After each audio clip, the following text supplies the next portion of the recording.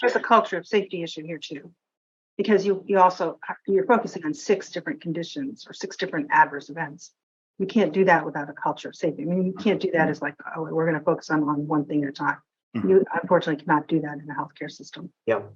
So that's really impressive. But do you think that's also because you're Duke? I mean, because you're at a very high, your numbers are great. You do an incredible job in safety. Well, but they weren't always that way.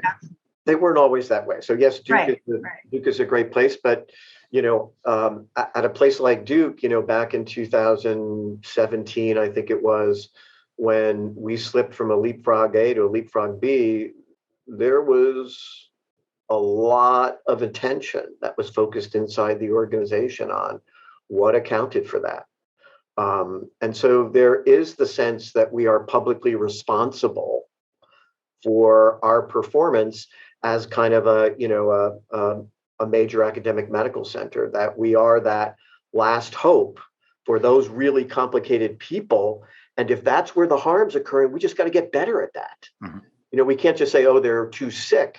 We have to say, okay, we're Duke. We got to figure out how you solve for that. So yes, it is a culture of safety, and it is contagious, meaning once you get it, no one wants to ever go back.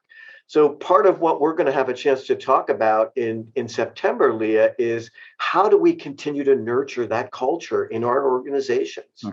What are the lessons we can learn from others? But you're right. Once you get the bug, no one wants to go back. Yeah.